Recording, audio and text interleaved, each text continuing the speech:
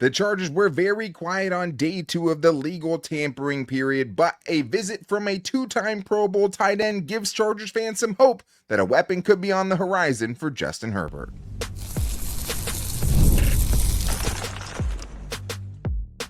You are Locked On Chargers, your daily podcast on the Los Angeles Chargers. Part of the Locked On Podcast Network, your team every day.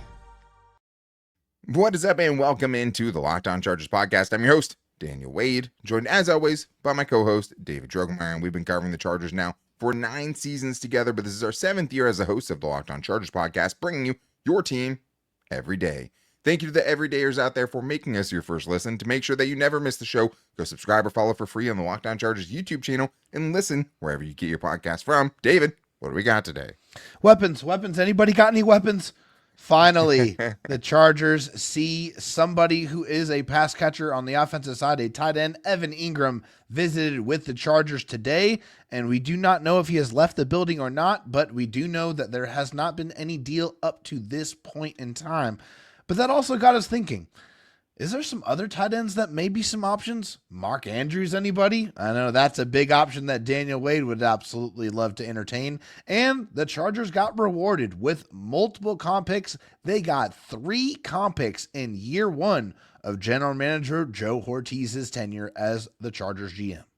Yeah, the machine that produces the compensatory pick is now going with Joe Hortiz, and there's some deals that mean they're probably going to get some more in 2026 and beyond, but also going to get into some free agent guards that are still available. We know, yesterday we were harsh on what the Chargers did on day 1, but there's still some guys out there that would be huge upgrades for them. But let's start with the only real news that came out on Tuesday, and that was that the Chargers were hosting a visit with Evan Engram. Multiple people reported this. Clearly, this shows, at least in some part, the Chargers interested in players that don't count against the compensatory pick formula. Right? We know how important that is. They waited it out. They didn't give out any irrational deals on day 1, and they really didn't show much interest, at least publicly, towards any of the weapons that were available, at least at the top end of things. This is the first sign of that, and it's hope. I've talked about Evan Engram before. It would not be my first choice at tight end, but at the same time, a weapon is a weapon. If they feel like they could utilize him better than he was in Jacksonville, which doesn't seem like it would be very hard, and they want a receiving tight end option going into the draft so they don't feel like they have to take one, Evan Engram is a perfectly capable weapon of doing that. You have to know how to use him. He has to be healthier than he was last year, but I'm very encouraged, at least, by the progress of them trying to get somebody to help Justin Herbert out on offense. It's just some kind of acknowledgement, right? This visit right here goes to show at least that they know that they need to get more offensive skill position players for Justin Herbert. And I think you might think of this as hopefully a second crack of trying to try to fix that pass catching tight end element, which, they tried with Hayden Hurst. That was an abject failure. That definitely did not work out at all. But when you're looking here at Evan Engram, this guy is definitely a vet, an 8-year vet in the NFL. Yeah, he only played 9 games in 2024, but the previous 3 seasons, 15 plus games played in all 3 of those. So hopefully 2024 was more of an anomaly as far as the health is concerned. And, a couple of years ago in 2023, he had an absolute monster season, 114 receptions on 143 targets, 963 yards, and 4 touchdowns. So he does have a, propensity to be able to produce given the opportunity. And I think, with Justin Herbert, we know when you give him an effective pass catching tight end, he is going to utilize them a lot. I mean, I think we all remember Hunter Henry and Justin Herbert really being on the same page and really making some things happen. And ever since then, they have not been able to pair the right player with him to be able to bring that kind of production back. And I think this just is a sign that shows that the Chargers understand that they need to bring more weapons to LA. Yeah, and are finding ways to do it responsibly in their minds that aren't going to cost them in the future. Nothing that's going to mortgage things in the future. I think the other part of it is Justin Herbert has elevated every tight end that he's ever played with. Like that's the true. Years that he got out of Gerald Everett, the year he got out of Jared Cook, the year that he just got out of Will Dissly, right? All those guys putting up career numbers with Justin Herbert. So you think he could elevate Evan Engram too. I think the biggest thing for me, obviously, this is not a blocking tight end. Had No. decent grades in it last year, but the overwhelming sample size is going to tell you he's not a blocker. And I think the other part, just not a truly big playmaker. 9.9 yards per reception for his career, 7.8 yards per reception in 2024, which was last out of the eligible tight ends with enough targets. And I think the other thing, only 36% of his catches went for a first down, which was a little bit alarming. But the blocking part, I'm not as concerned about, just because you have Will Dissly for that. Yeah. You just tendered Tucker Fisk. He's a blocking tight end, not a receiving threat. So you have the infrastructure in place to not need someone to be out in the field all the time that's going to be asked to do the dirty work in the blocking game too, which I think makes you feel a little bit better about it. But that would be my option B. For me, option A, looking at other options like potentially Mark Andrews with the Ravens in a bad salary cap situation tomorrow. As they have to get cap compliant, we'll see how they go about doing it. I'm sure they have different levers in place. They want to keep Mark Andrews. I don't think it's impossible for them. And also Dallas Goedert, who Josina Anderson said there are league sources who believe the Eagles are holding out hope for at least a 4th-round pick for tight end Dallas Goedert in a potential trade, even if the said pick was in later years like 26 or 27. That's interesting. Yeah, I mean, that is definitely very interesting to think about, the Eagles wanting to try to get that type of compensation for Dallas Goedert. I think you look at what he's been able to do. He's a vet, 7 years in the game, 3 seasons of 600 plus receiving yards. But he has missed games every single season. So that definitely, since his rookie season, he hasn't been able to play a full, complete slate of games. So that gives me a little bit of pause. And then for Mark Andrews is probably the most complete tight end that we're going to talk about here. Mark Andrews is a fantastic pass catcher and an equally as effective run blocker as well. A guy that really, is more of that complete tight end profile, more of that like Hunter Henry type. 2024, 55 catches, 673 yards, 11 touchdowns.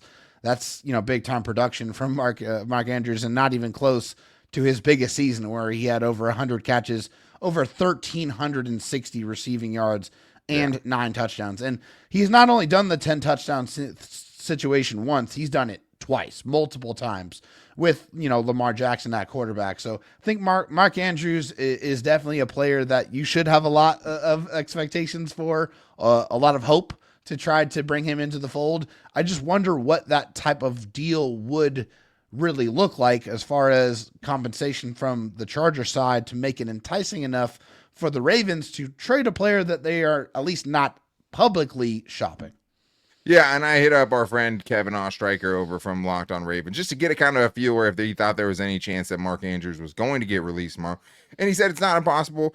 It's not likely, though. So we'll see what happens. But yeah, absolutely. If I can grease the wheels and it's something they're having to make a hard decision about right now for financial purposes, and I have a GM and general manager, Joe Ortiz, who has 26 years with the Ravens there and multiple other Ravens ties, I think I'm definitely trying to sweeten the deal and finding a way to bring in Mark Andrews. He is the best option available. He would help you so tremendously this year. And although you still want wide receiver help, someone who can pair with Lon McConkey, that's at least a weapon that makes you feel a lot better about the offseason of trying to improve Justin Herbert's weapons, right? Yeah. Mark Andrews is a move that moves the needle for you. So if they're having to make a tough decision, and you can send a day 3 pick to get a 1-year rental, even potentially of Mark Andrews, and try to work out a contract after that, yeah, I think that could absolutely happen. I mean, I would absolutely do it at the very least. How much would it cost for that with the potential of it being a 1-year deal? The Texans sent kind of a lot for Stephon Diggs. They got nothing back for it, right? Because now, I mean, at least unless he goes back there. But right now he's a free agent. Doesn't look like he's going back to Houston. So how much would that pick cost for a guy his age even playing at that level? It's interesting, for sure. But I'd be very interested in Mark Andrews. That would be my option A. If that is an option, I'm checking that out before I sign Evan Engram. Dallas Goedert, the biggest thing is the injuries, right? Yeah. But at a certain point, you're going to have to take some swings, man. You know what I mean? Oh, for sure. I'm not all about, getting guys that have been injured, but like at a certain point, getting a 12, 13 game season out of Dallas Goedert after what he just did in the playoff run sounds pretty appealing, right? Especially after he had the most receptions and the most receiving yards for the Eagles during that Super Bowl run, even after missing some time last season, right? And I think that when you're looking at him and he had 5 more catches and 52 more receiving yards than A.J. Brown did in that playoff run, it's like, well, That dude's doing it even with elite weapons around him, even in an offense that wants to be run first. My big thing, yeah, I mean, injuries, career high in touchdowns is only 5, which he only did one time, so not maybe the red zone threat that some of these other guys are, but options available at tight end, a potential weapon available, and you should be exhausting all avenues. And although we've been upset with the lack of movement on the interior of the Chargers offensive line so far, the good news is going into day 3, there's still some pretty good options available. So we're going to talk about some of the guys we've talked about before and how the Chargers still have a chance to make a major upgrade at that position and more in today's Locked On Chargers podcast. This show is sponsored by BetterHelp. Taking care of your mental health can feel like a big investment, but it's just as important as taking care of your body. Traditional in-person therapy can cost anywhere from $100 to $250 per session, but with BetterHelp, you can save up to 50% per person, or per session, BetterHelp offers a flat fee for weekly online therapy sessions, making professional support more accessible and affordable. With over 30,000 therapists and over 5 million people helped, it's the world's largest online therapy platform. We spend money on gym memberships and healthy food, but why not invest in our mental health and our mental well-being as well? I know for me, especially something as accessible and convenient as BetterHelp, now that I'm working in very tiny windows as someone, is watching my baby most of the week, I very, very much appreciate it. And the other big part is you don't have to be going through a major crisis to benefit from therapy. It's nice just to have someone help you get some things off your chest. But your well-being is worth it. Visit BetterHelp.com/LockedOn today to get 10% off your first month. That's BetterHelp, HELP.com/LockedOn.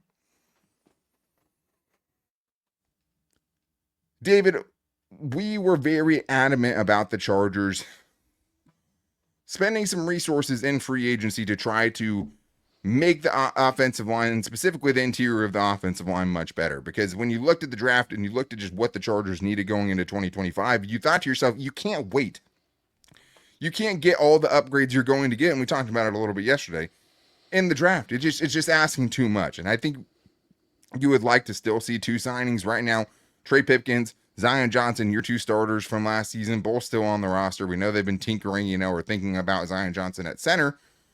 But still, though, no one's going to feel good if you're like, you know what, guys, we realized the issue. We should have had Bradley Bozeman at guard and Zion Johnson at center. That makes, Trey Pipkins better. That's not going to suffice for anybody. But we're hoping that 2 of those positions have upgrades going into the season. The good news is although there were a flurry of guys who got paid in a big way to start free agency, things have really slowed down in the guard market, right? And now going into the actual opening of the league year and the third day of, when these deals can be announced, there's a lot of the guys that we were hoping the Chargers would target that are still available. And I think you'd start with the guy that we kind of had in our A1 list, which was Tevin Jenkins, who, another guy where, injury, red flags for sure. But this would be a high upside type of pick that would be an immediate upgrade if he could play anywhere close to what he did last season with the Chargers in 2025. And this is potentially a long-term option here. At 26 years old for Tevin Jenkins, 6'6", 321 pounds, has that requisite size and that girth that you're looking for on the interior at guard. A guy that transitioned from tackle to guard quite nicely. And better as a guard than a tackle, for sure. Yeah, much better. Much better as a guard than a tackle. 75.4 overall grade, a 75.8 pass block, 74.3 run block. So very consistent on both things that are requested from him as far as opening up holes and protecting his quarterback. Has had a couple of penalties, not too bad. 4 sacks or less, and 17 or less pressures. For Tevin Jenkins, I think it is pretty solid. In every season, you're saying? In every season, yes. In every season that he has played.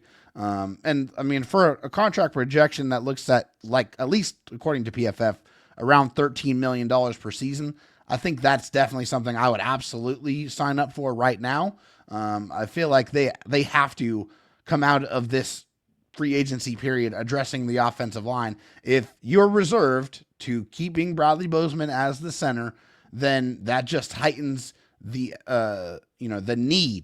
absolute need to upgrade the talent around him. I think Tevin Jenkins right now, looking at the players that are still available, fits like a glove.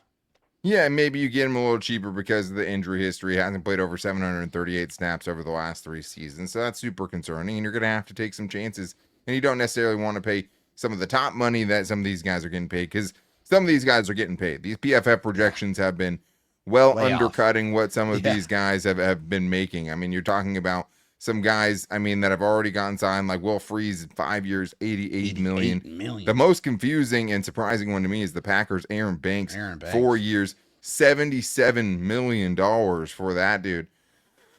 The guard market's high, but if they haven't gotten signed till this point, you know, maybe that number comes down some. Maybe that's something that's more palatable to the Chargers, who, again, you know, care about their comp picks and all of that. But the one that makes the most sense to me at this point in free agency that I think would be such an instant upgrade, even if it's not a long-term answer, is Kevin Zeitler, who played with the Lions last year.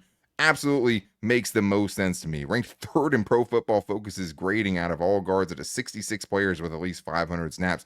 An older guy, still playing at a really, really high level. Has history with Greg Roman in Baltimore. Also means he has history with Joe Ortiz as well. Second highest graded run blocker in the league, 20th in pass blocking grade, a very well-rounded player, and a natural right guard who would be plug and play for you right away.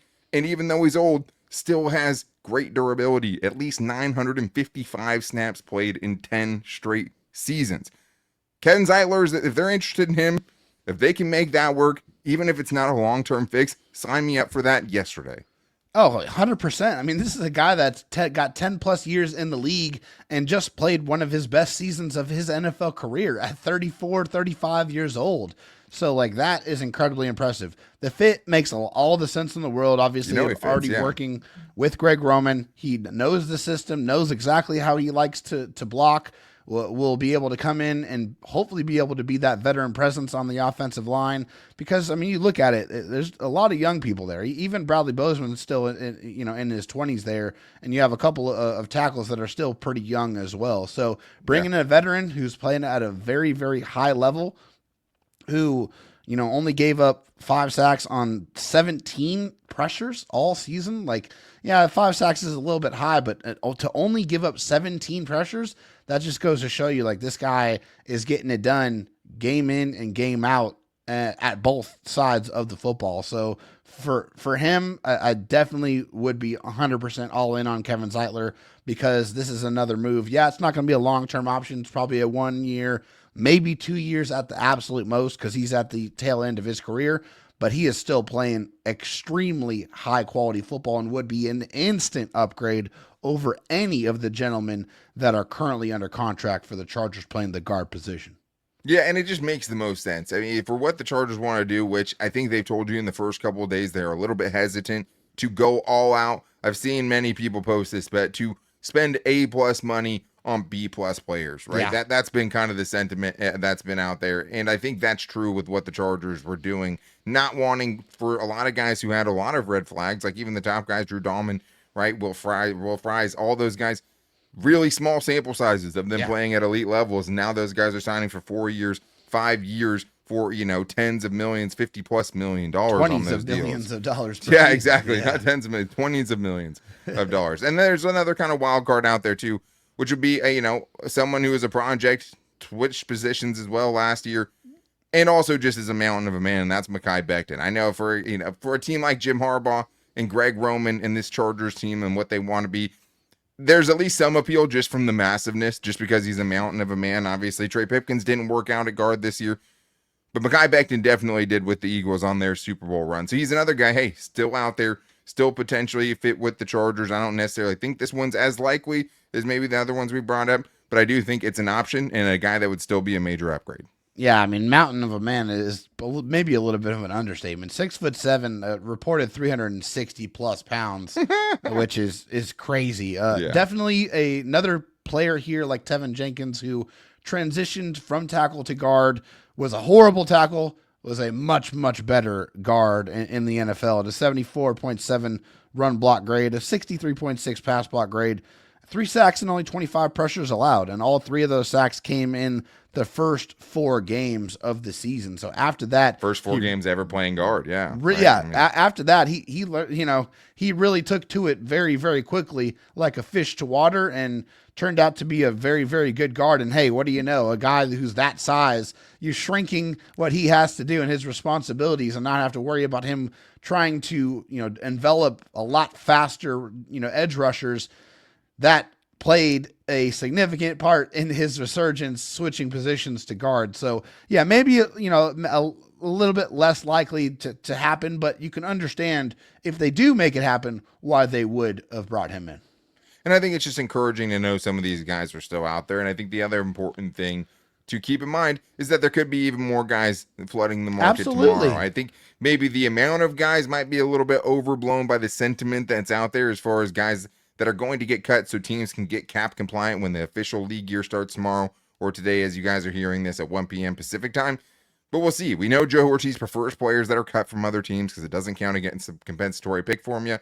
We could see them be a little bit more active, and you know that we'll be here to cover it if and when they are. But we still have more to get into because we know now that the Chargers have officially been awarded 3 compensatory picks in the 2025 draft, and Joe Ortiz is doing what he said he was going to do, and the formula has begun, and the machine has already started churning out some, you know, very useful picks for them. So we're getting into all that and why some more are on the way, and more on today's Locked On Chargers podcast. March Madness is here, and FanDuel is giving you the chance to get in on the action like never before. And you might be wondering, okay, yeah, I mean, there's so many games. How can I even bet on all of them, right? The good news is right now, new customers can get $200 in bonus bets when your first $5 bet wins. You get $200 in bonus bets for all of your March Madness needs. And I love that because 200 extra bucks on everything from buzzer beaters to Cinderella stories. Sign me up right now. And even who's cutting down the nets. I've got my eyes on a few underdogs as always this year, and FanDuel makes it easy to back them with spreads, totals, and game props. Staying in on the action, you can also do that with tournament games happening almost every single day, and there's always something exciting to bet on.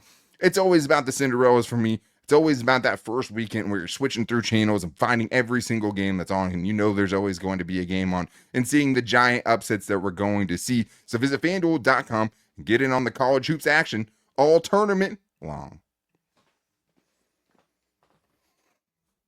David, well, we talked about some of the guys that are still available, but one of the great pieces of news, I guess, that came out on Tuesday was knowing exactly where the Chargers are going to be picking now in the draft, because we had an idea that some compensatory picks were coming down the pike, and we officially know where those are now. We know that the Chargers have been awarded 3 compensatory picks, which me and you were talking about before the show.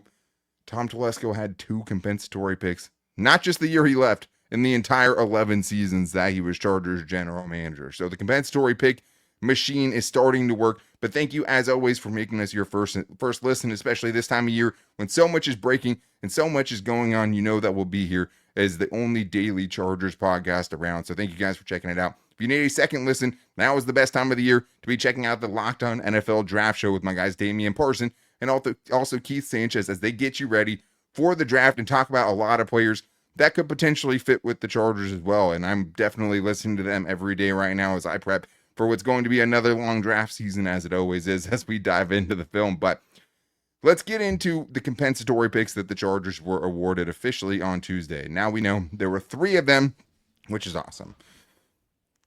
2 6-rounders that they're getting this year, the 209th pick, the 214th pick, and also a 7th round pick at 255.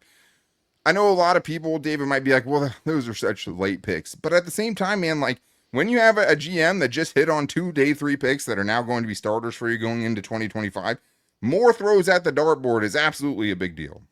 It 100% is. And also, like, another way to look at this, too, is, yeah, I mean, they're later round picks, but this is also trade ammunition as well. I mean, you look at it, and the Chargers have 4 6th round picks to utilize. I mean, do I really expect them to select 4 players? I don't at all.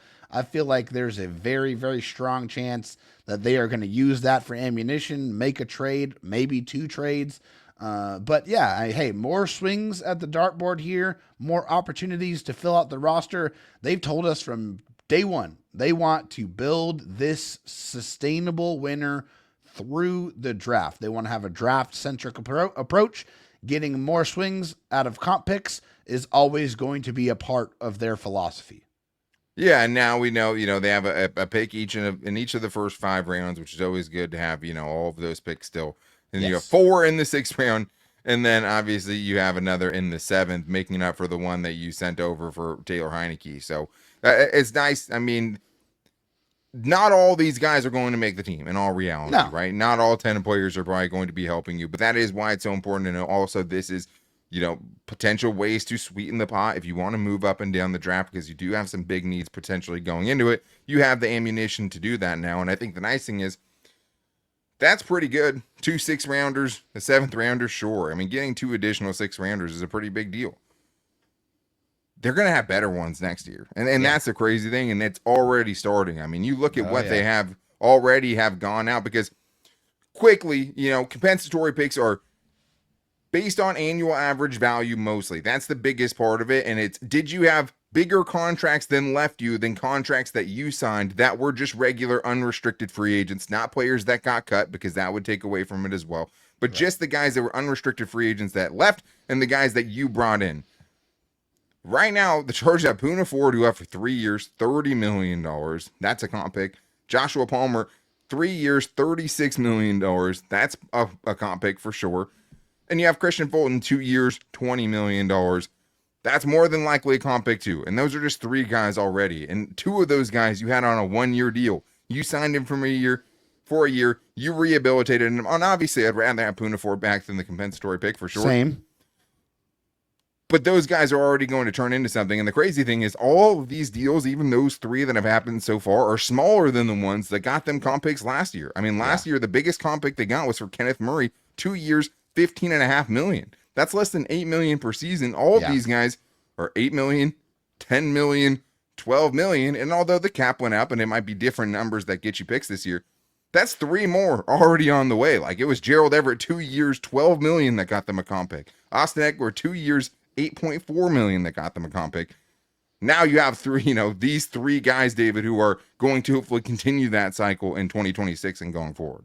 Well, and you might be thinking to yourself, well, which rounds am I going to be eligible to potentially get a comp pick? And so that formula basically is those comp picks start getting doled out at the back end of the 3rd round all the way to the 7th. So you're not going to get anything better than a late 3rd round pick for a comp pick, just to put that out there.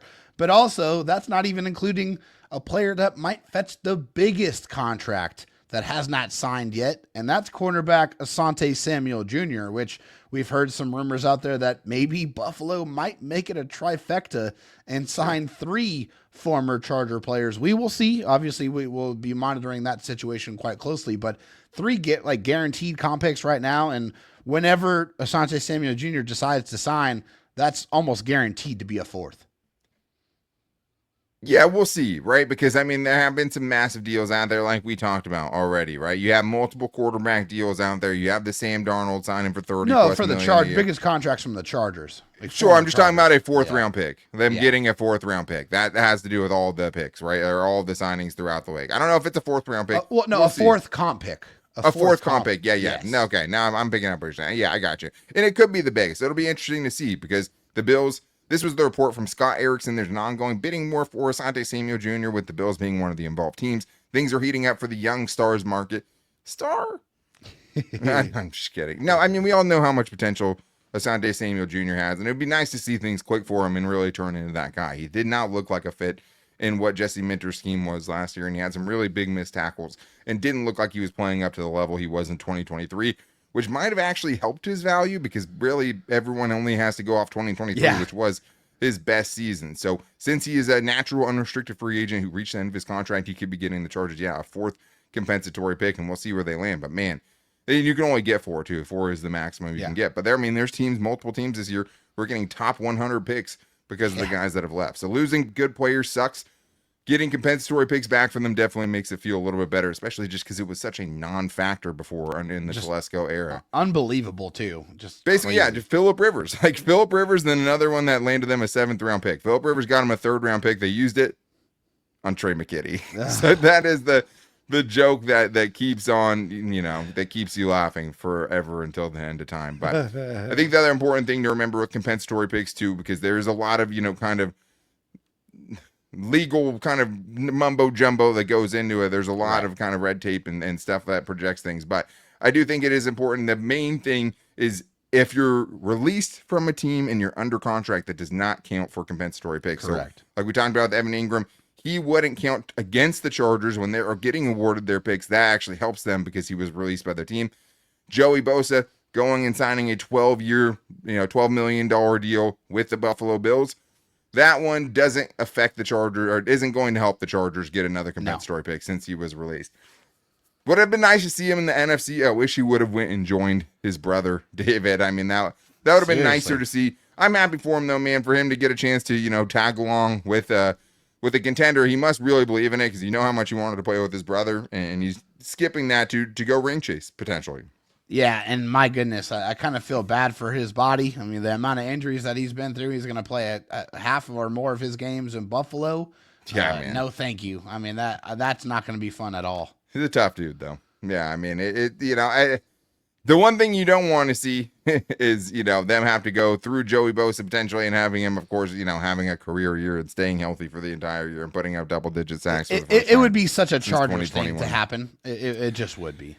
Yeah, and, I wish nothing but the best for him. I know he wasn't on the best terms with a lot of fans and didn't go out the way you'd want to see him, but, he's second in the whole-time Chargers franchise history in sacks, man. He probably gets a little bit more hate than he deserves. I would have liked to see him in the NFC with the San Francisco 49ers, but good for him tagging on with the Bills. It's not like he went to the Chiefs or something like that, which would have felt way, way worse, but that is going to wrap things up for today's show. We think we might get it a little buy or sell on tomorrow's show, because we know, we would never overreact to anything. I know you guys overreact to stuff. I would never overreact, but it is a great time for some overreactions and storylines. So maybe tomorrow a buy or sell Thursday, and you guys can hit us up at Locked On LAC or in the YouTube comments or on Instagram at Locked On Chargers or on our Locked On Chargers Facebook page. Wherever you get the show and you can see us, you can find and post a question there so that you can get on the show, or call into the voicemail line at 323-524-7924. But I'm thinking it could be a more active day 3 in free agency tomorrow. So to make sure you guys, and if they make a big enough deal, we'll go live. But that's the challenge, Chargers. Make a big enough deal that we have to do a live show. That's the challenge I put out to you. Maybe we'll see that tomorrow, but to make sure you don't miss it, go subscribe or follow for free on the Locked On Chargers YouTube channel and listen wherever you get your podcast from, especially with everything breaking right now. You want to make sure you know exactly when these shows are coming out. But make sure you're back here tomorrow for buy or sell and the biggest Chargers news. But until then, take it easy and go Bolts.